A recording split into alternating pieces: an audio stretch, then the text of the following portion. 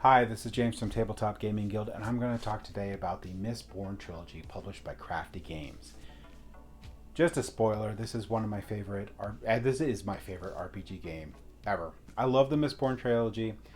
I love Brandon Sanderson as an author, and I really, really love this. So we're going to do our final thoughts at the end.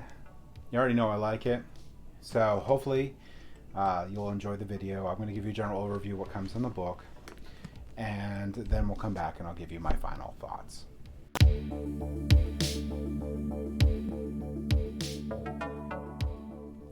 All right, so we're going to look at the Mistborn adventure game and briefly go over what you get in this book. Now, I'm also going to do a video in the future on the rules, basic rules, and how to create a character. So we're not going to get too much into that.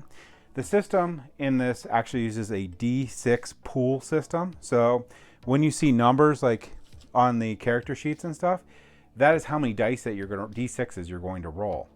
And the narrator is going to basically create a number difficulty that you're going to have to roll. So you have to match, so I say difficulty 2, you have to get 2 of them in your pool to match it. These are also used for attack and defense. And when you do that, whatever you use for your attack, the remainder is used for your defense. It's a pretty neat system how they do it, but the crux of this is that it is a narrative game. This is a story-driven game. You're creating characters, and you're going to take a lot of time in character creation.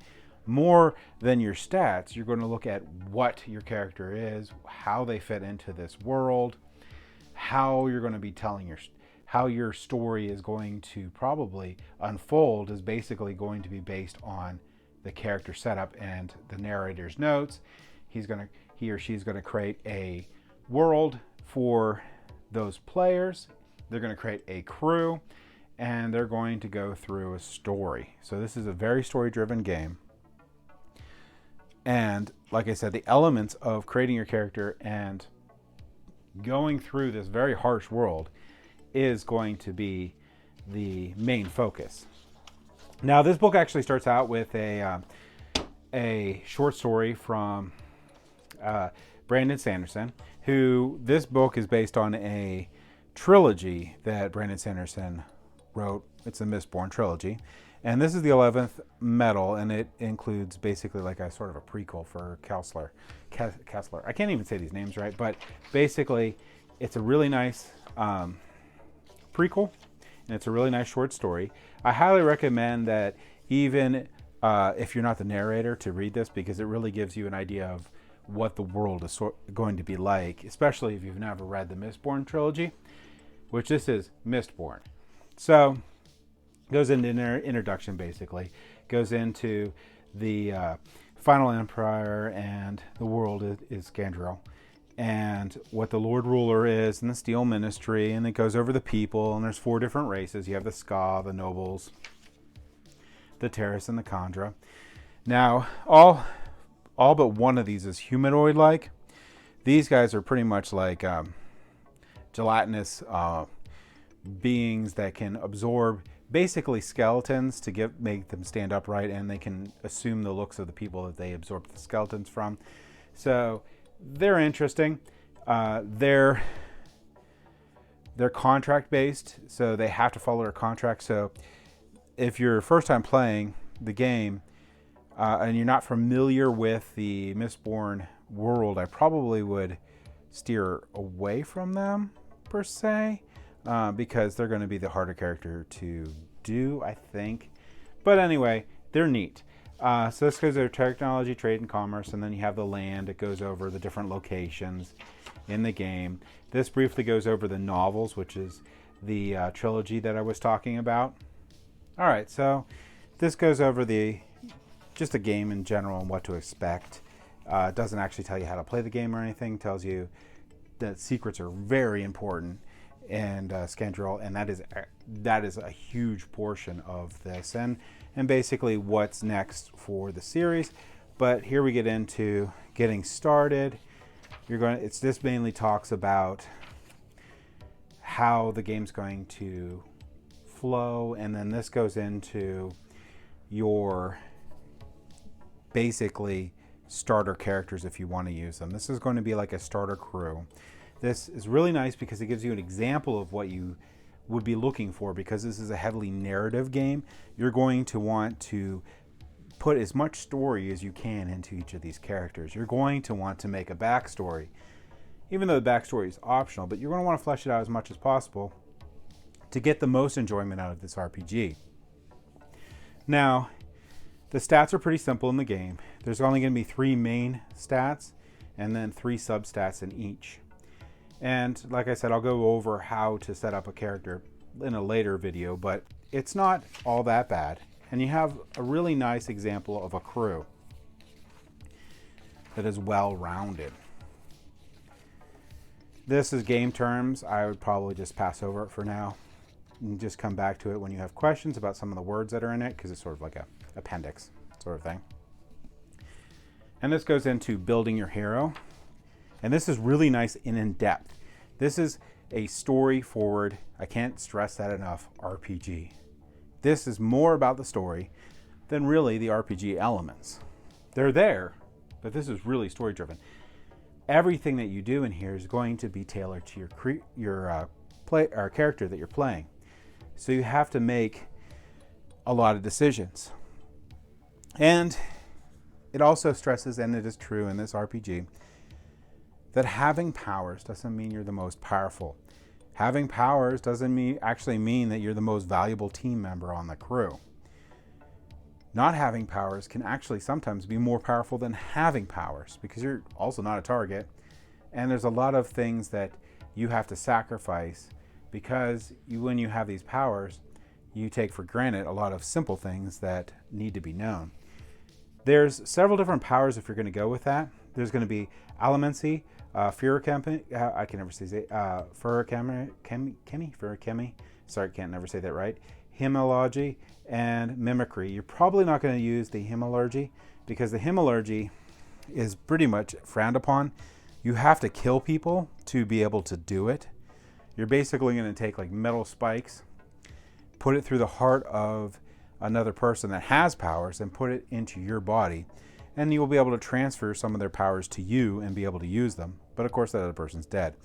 Mimicry can only be used by the Kendra, so you can't actually use that unless you're that race. Alchemy and Furakemi alchemy can generally, you're going to find that with your Ska or Nobles. Furakemi, you're going to find that with your Terrace people. So, and if you're a Kendra, you can have a mixture of this other powers on here. You can have one attribute from some of those, but that we'll get into character creation later. You have traits. Traits will help or hinder you throughout the game depending on what you select or use. They're charged for that and what you're going to be doing. Now these can give you, they can either give you a die to help to put it in your die pool, or remove a die from your die pool, so they can make it harder. So basically, again, this just basically goes out over building your character. It's a big section in this book because it is a very important thing. And the stats themselves are very easy to do throughout the game.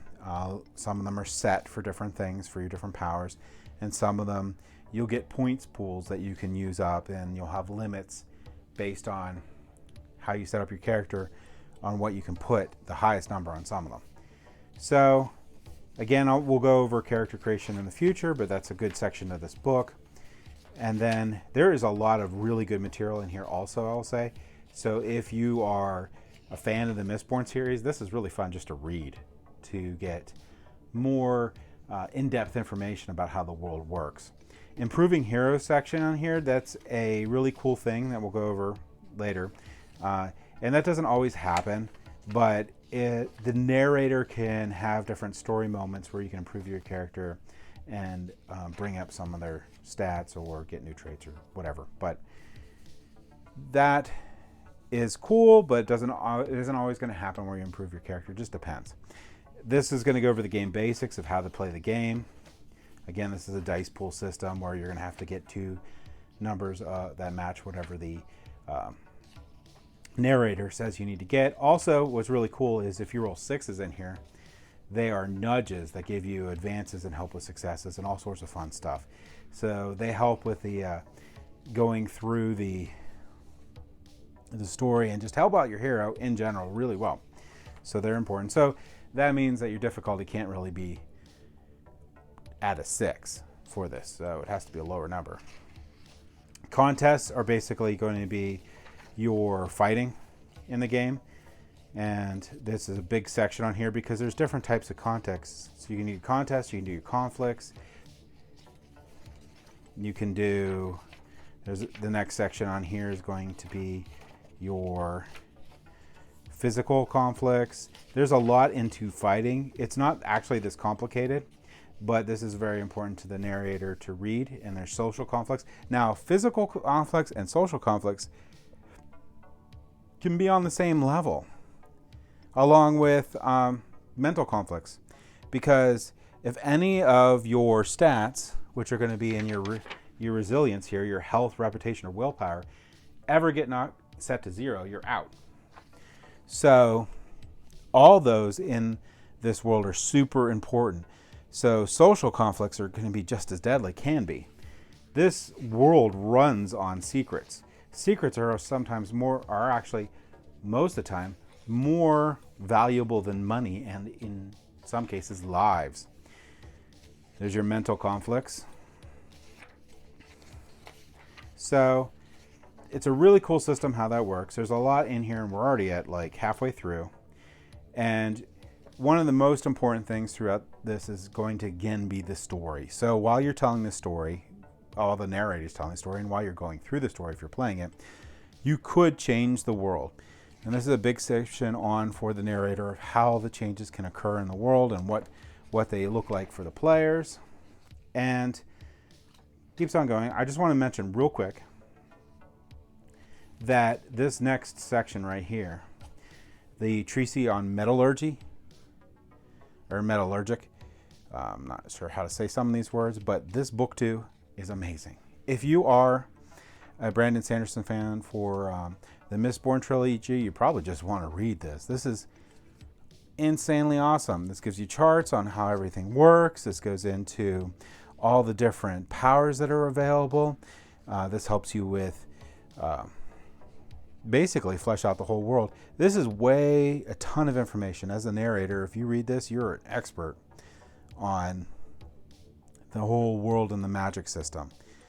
And if you read through this, be careful what you read in this RPG if you haven't read the Mistborn trilogy. But if you read this section, this whole book, this is amazing, like compendium to go with the Mistborn trilogy. So here's more on just the novels themselves.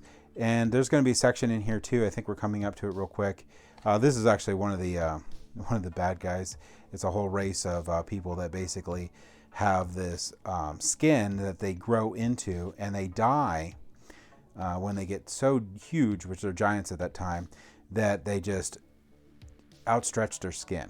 So, and they have huge swords too, and they'll fight over the swords, and they're really bad monsters to run into. But there's a section in here that actually goes over all the heroes in the Mistborn trilogy, which I really like too. And this is a big section on running the game.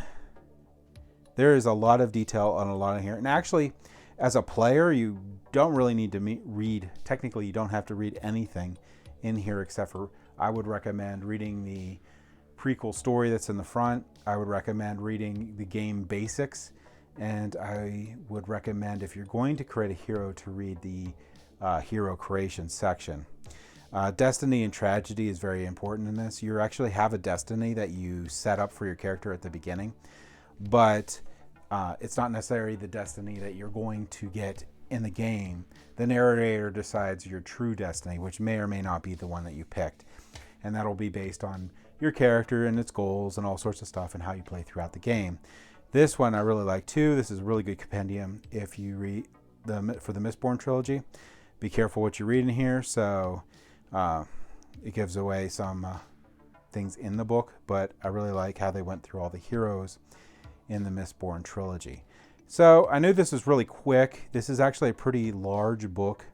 Oh yeah, here's all the monsters. And there's a sheep. Here's all the monsters.